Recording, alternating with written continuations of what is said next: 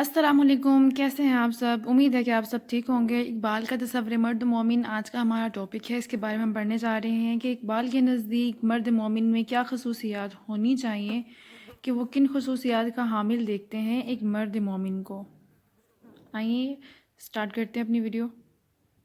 اقبال کے افکار میں مرد کامل یا مرد مومن کا ذکر جا بجا ملتا ہے، اس لیے وہ مرد حق، بندہ آفاقی، بندہ مومن، مرد بزرگ مومن، جانباز، مجاہد، مسلم، قلندر، مرد خدا، مرد مسلم، مردان خدا، غازی اور پر اسرار بندے، ایسے بہت سے اشعارے ملتے ہیں۔ دراصل یہ ایک ہی ہستی کے مختلف نام ہیں جو اقبال کے تصور خودی کا مثالی پیکر ہے۔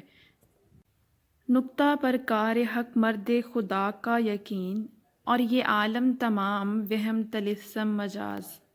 اقبال نے مرد مومن کا تصور کہاں سے اخذ کیا ہے، اس کے بارے میں مختلف آراء ملتی ہیں۔ کوئی کہتا ہے کہ اس کی بنیاد خالص اسلامی تعلیمات پر ہے، اور کسی کے خیال میں یہ مغربی فلسفی نیتشے کے فوق البشر سے ماخوذ ہے۔ کسی کی رائے یہ ہے کہ اس پر مشہور اسلامی مفکروں ابن المسکویہ اور عبد الکریم کے خیالات کا اثر پڑا ہے، اور کسی نے یہ کہا ہے کہ اسے بھی بعض پرانے فلسفیوں اور شاعروں کی طرح انسان کامل کی تلاش کی ایک کوشش ہے۔ جیسے یونانی فلسفی دیوجالنس کلبی کے بارے میں مشہور ہے کہ وہ دن کے وقت چراغ لے کر گھوم پھر رہا تھا۔ جب لوگوں نے پوچھا کہ کیا ڈھونڈ رہے ہو، تو اس نے جواب دیا کہ آدمی کو ڈھونڈتا ہوں۔ انہوں نے ہنس کر پوچھا کہ کیا آدمیوں کا یہ ہجوم تمہیں نظر نہیں آتا؟ اس نے جواب دیا کہ یہ سب ادنیٰ درجے کی مخلوق ہیں، آدمی تو ان میں سے کوئی ایک بھی نہیں۔ مولانا روم نے بھی اسی واقعے کو غزل کی صورت دی ہے۔ یہاں پر ایک شعر جو ملاحظہ خط ہے، فارسی کا شعر ہے۔ شیخ با چراغ ہمی گشت گرد شہر، کز دام دو ملولم انسانم آرزو است۔ اسلام نے انسان کو اشرف المخلوقات قرار دے کر اس کی عظمت اور شان و شوکت کا کھلے لفظوں میں اعتراف کیا ہے۔ قرآن مجید میں خدا نے فرمایا کہ ہم نے انسان کو بہترین انداز اور نمونے پر بنایا ہے۔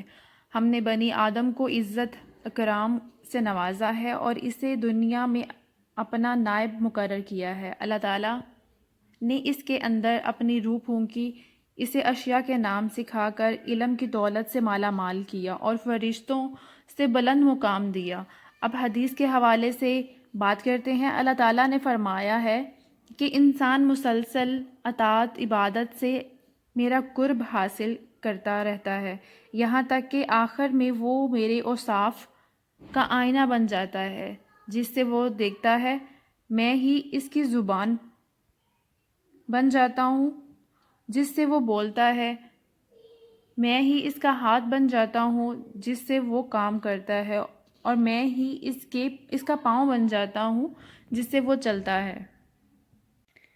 فریڈرک نیتشے جو کہ مشہور جرمنی فلسفی ہے، جس نے اپنی کئی کتابوں مثلاً زرتشت نے کہا کہ خیر شر سے ماوراء اور ارادہ قوت میں فوق البشر کے تصور کو پیش کیا ہے۔ ان کی یہ جو بکس ہیں اس میں نیتشے نے اپنے بشر کے بارے میں بیان کیا ہے۔ نیتشے کی ابتدائی تحریروں پر شوپن ہار کا گہرا اثر ہے، البتہ فوق البشر کی اصطلاح اس نے گوئٹے سے ادھار لی ہے۔ وہ بھی ایک فلسفی تھے اور جو کہ عیسائیت کا جانی دشمن اور خدا کا منکر تھا۔ فوق البشر کے لیے مروجہ اخلاقیات کی تعلیم کو وہ زہر سمجھتا ہے اور اسے غلامانہ اخلاق سے دور رہنے کی تلقین کرتا ہے۔ وہ فوق البشر کو خیر شر کے معیار سے ماوراء خیال کرتا ہے اور ہر قسم کی جنگ کو اس مقاصد کے پیش نظر جائز قرار دیتا ہے، یعنی کہ وہ ہر جنگ کو جائز قرار دیتا ہے اگر اس کا کوئی اپنا مقصد ہے تو۔ یہ سب بیان کرنے کا مقصد آپ کو اب سمجھ آئے گا۔ نیتشے کا مرد برتر اخلاق، تہذیب سے عاری اخلاق کی خوبیوں کو کمزوری سمجھنا، نیکی کی نہیں طاقت کی ضرورت ہوتی ہے، قوت اقدار ہونا اچھی بات ہے، عمل انصاف کی ضرورت نہیں۔ نیچے کا قول تھا خدا مر گیا نعوذ باللہ تاکہ فوق البشر زندہ رہے، لیکن اقبال کے نزدیک انسان کامل کی خوبصورت تصویر یہ ہے کہ انسان کامل کی شخصیت خوش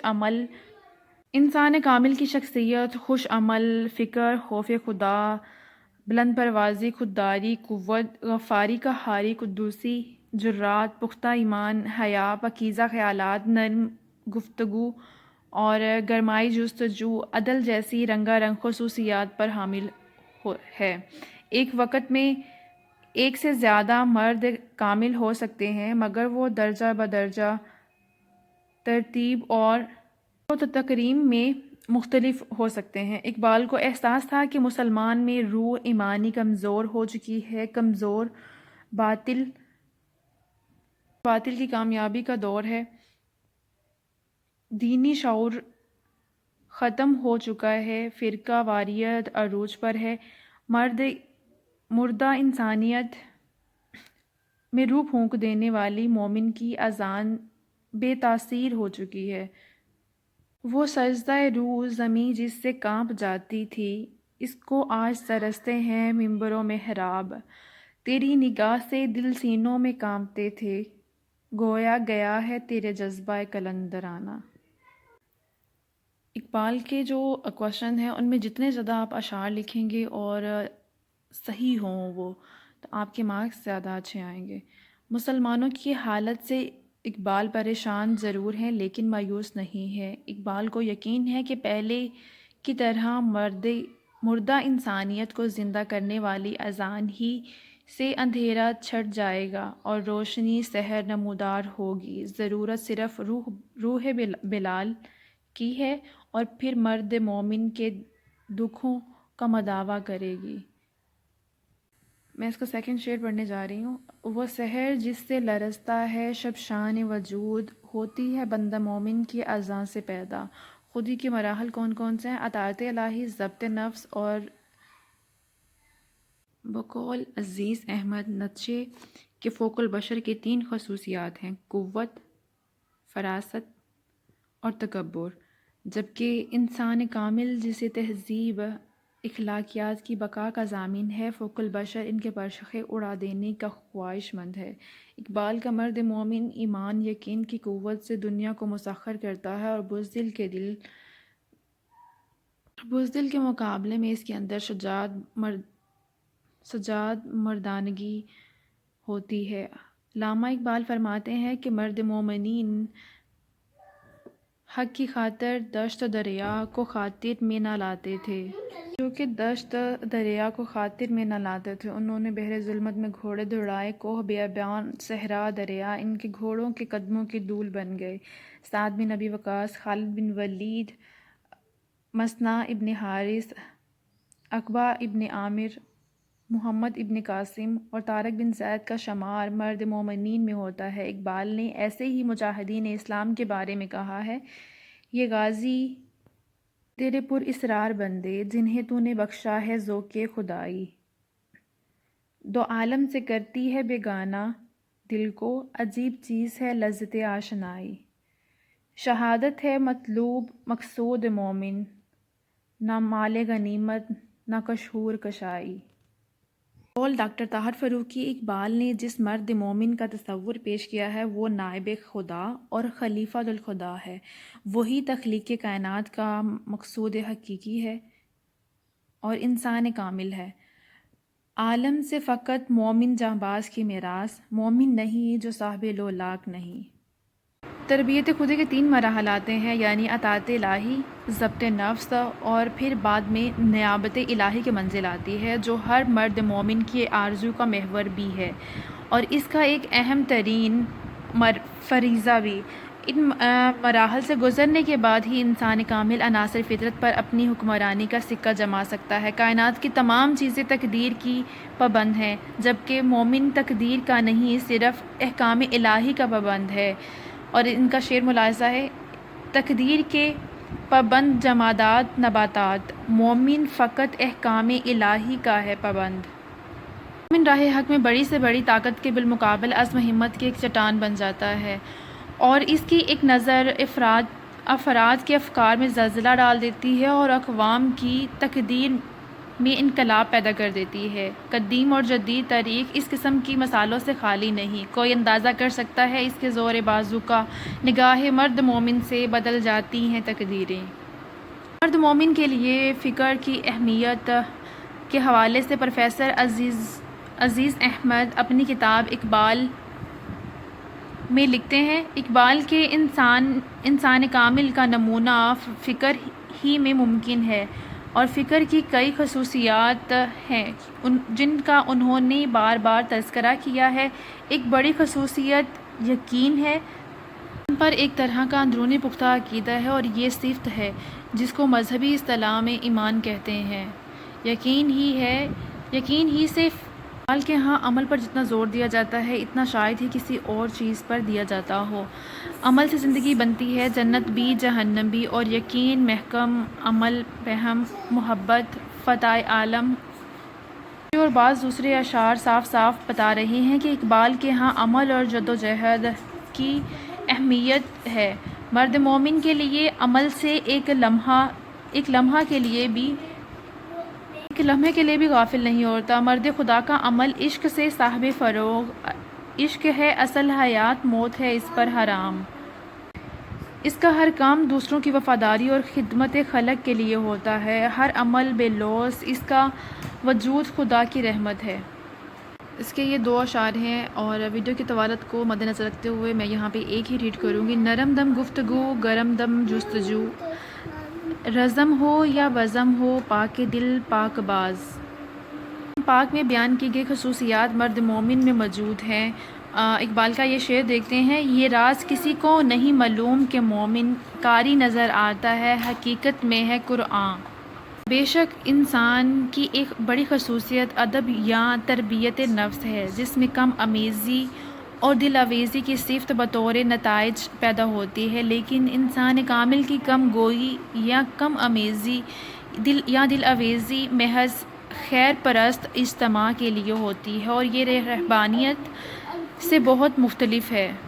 کہتے ہیں فرشتے کہ دل آویز ہے مومن، کہتے ہیں فرشتے کہ دل آویز ہے مومن، حوروں کو شکایت کہ کم امیز ہے مومن۔ مرد مومن متکبر نہیں ہوتا بلکہ خوددار، غیرت مند اور صاحب فکر ہوتا ہے۔ اقبال کہتا ہے کہ مرد مومن کی مثال اس روشن آفتاب کی سی ہے جس کے لیے غروب نہیں ہو، ہمیشہ طلوع ہی رہتا ہے، اگر ایک طرف غروب ہوا تو دوسری جانب طلوع ہو جاتا ہے۔ مرد مومن کی ایک خصوصیت یہ ہے کہ وہ جرات مند، بے خوف اور حق گو ہوتا ہے۔ وہ نہ جابر قاہر انسانوں سے خوف زدہ ہوتا ہے اور نہ موت اسے ڈرا سکتی ہے۔ وہ ایمان کی دولت سے مالا مال ہو کر حق صداقت کا پرچم بلند کرتا ہے، اور شر کی قوتوں کے مقابلے میں ڈٹ جاتا ہے اور انہیں پوری قوت سے روکنے کی کوشش کرتا ہے، اور وہ اپنی مقناطیسی شخصیت کی بدولت معاشرے میں نصب العین کی طرف کھینچ لاتا ہے جو اس کا مقصد زندگی ہے۔ یہی وہ مقام ہے جب اس کی ذات لمحہ نئی آن شان سے دوچار ہوتی ہے، اور اس کی گفتار کردار اللہ کی برہان بن جاتا ہے۔ مرد مومن کردار کی یہ معراج اس نظم سے بخوبی واضح ہوتی ہے جس کا عنوان ہی مرد مومن ہے۔ ہر لحاظ ہے مومن کی نئی شان، نئی آن، گفتار میں، کردار میں اللہ کی برہان۔ یہ راز کسی کو نہیں معلوم کہ مومن قاری نظر آتا ہے، حقیقت میں ہے قرآن۔ انسان کامل کی ذات میں جمالی اور جلالی دو کیفیات جمع ہو جاتی ہیں۔ یہ بظاہر متضاد صفات ہیں۔ مرد کامل درویشی، سلطانی، جلالی اور جمالی کیفیات کا حسین امتزاج ہے۔ اس کے مضبوط جسم میں ایک درد آشنا دل ہونا چاہیے، اور اس کی سیرت میں نرمی اور سختی کی آمیزش ضروری ہے۔ قہاری، غفاری، قدوسی، جرأت، یہ چار عناصر ہوں تو بنتا ہے مسلمان۔ مومن صفات قہاری غفاری کا جمع ہوتا ہے۔ عملی دنیا میں دونوں یکساں مفید اور ضروری ہیں۔ مومن میں شدت اور نرمی دونوں پائی جاتی ہے، لیکن دونوں کا مصروف عمل جداگانہ ہوتا ہے۔ دراصل تو خدمت خلق اس کا وظیفہ معمول ہوتا ہے۔ مومن کو خدا نے ساری کائنات کے لیے وقف کر دیا ہے۔ رنگ، نسل اور وطن ملک کی جغرافیائی حدود میں پابند نہیں کیا جا سکتا۔ مشرق مغرب کی کوئی حد نہیں اس کے لیے۔ مومن کی جہاں کی حد نہیں، مومن کے جہاں کی حد نہیں، مومن کا مقام ہر کہیں ہے۔ مومن اس کائنات میں گم نہیں ہوتا کہ انسان مرد مومن جو ہے، انسان کامل، وہ دنیا کی رنگینیوں میں گم نہیں ہوتا، بلکہ یہ آفاق انسانی کی ذات میں ناپہاں نہیں ہوتا۔ کافر کی یہ پہچان ہے کہ آفاق میں گم ہے۔ یہ اقبال کا شعر ہے۔ کافر کی یہ پہچان کہ آفاق میں گم ہے، مومن کی یہ پہچان کہ گم اس میں ہے آفاق۔ اقبال کا مرد مومن اس کو اس قدر اہمیت دیتا ہے کہ اسے مومن کامل کا ایک اہم ترین جزو قرار دیتا ہے، یہاں تک کہ